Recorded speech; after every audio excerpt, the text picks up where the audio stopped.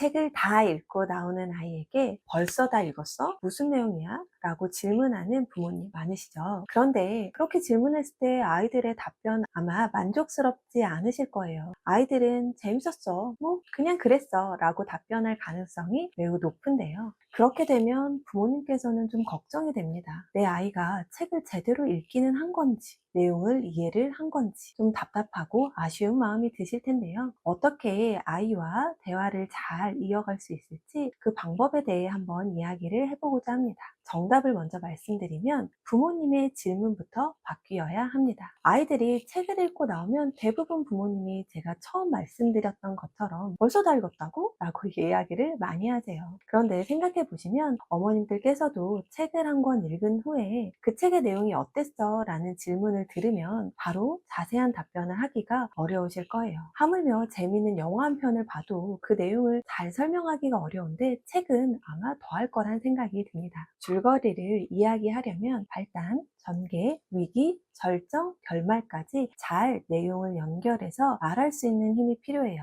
그런데 연습이 되지 않은 친구들이 그 줄거리를 요약한다는 것은 너무 어려운 일입니다. 특히 초등 저학년 그리고 초등학교 입학 전인 6, 7세의 친구들에게 줄거리를 요약하라고 하는 것은 너무나도 어려운 미션입니다. 그렇다면 아이가 책을 잘 이해하고 효과적으로 잘 소통할 수 있는 방법에 대해서 두 가지를 말씀드리도록 하겠습니다. 첫 번째는 일상생활에서 부모와의 대화의 내용입니다. 아이들이 감정을 표현하는 단어를 보시면 단순히 재미있다, 즐겁다 정도가 많을 거예요. 왜냐하면 평소 일상생활에서 쓰는 어휘가 한정적이기 때문입니다. 표현력이 좋은 친구들을 잘 살펴보면 평소에 부모와의 대화가 많고 여러 주제의 책을 읽은 친구들이 많을 거예요. 부모님께서 아이에게 평소에 대화를 할 때 좀 더 구체적으로 이야기를 하시는 것이 좋습니다. 많이 이렇게 하세요. "저기 가서 연필 좀 가져와 라고 이야기하기보다 유아기의 친구들은 "거실에 있는 탁자 위에 파란색 연필을 가져다 줘 라고 구체적인 말을 하는 것이 훨씬 더 도움이 됩니다. 뿐만 아니라 감정을 나타내는 단어도 마찬가지예요. "엄마가 오늘 너랑 공원에 나오니 굉장히 기분이 설레. 오늘 내가 줄넘기 10번 하는 걸 보니까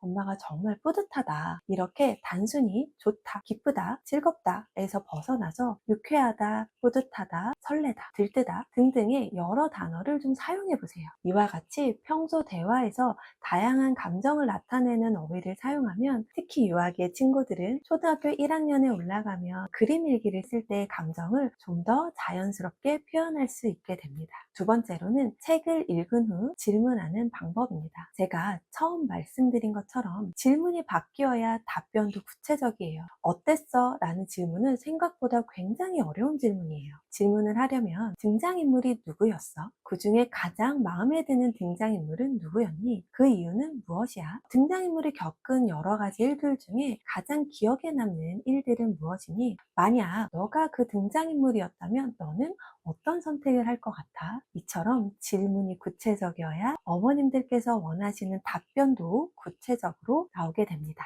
이렇게 일상생활에서 조금만 바뀌어도 아이는 큰 성장을 이룰 수 있습니다. 특히 책으로 부모와 소통하는 경험은 아이에게 큰 정서적인 안정감을 줍니다. 유아기의 친구들일수록 어머님이 더 아이와 옆에 앉아서 책을 읽고 이야기를 나누고 그것을 통해서 상상해보고 대화를 나누면 아이도 엄마에게 자신의 표현을 많이 할 수 있는 친구가 돼요. 긍정적인 피드백을 아이에게 줄수록 아이는 자기가 하는 표현들에 좀 더 즐거움을 느끼게 됩니다. 결국 아이가 어릴수록 부모님의 역할 정말 중요합니다. 물론 커서는 여러 학원도 가고 또래 관계도 하면서 부모님의 역할이 점점 줄어들 텐데요. 지금 아직 초등학교 입학하기 전이나 초등 저학년의 친구들이라면 어머님께서 어떻게 책으로 소통하느냐에 따라서 아이의 문해력이 폭발적으로 성장할 수 있습니다.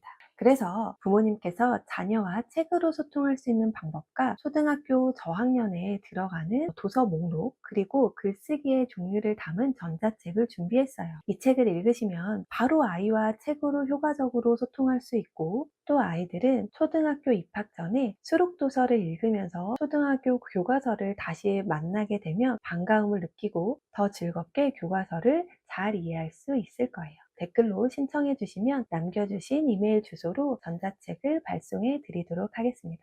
앞으로 부모님과 함께 자녀의 문해력이 잘 성장될 수 있도록 그 길에서 함께 응원하겠습니다.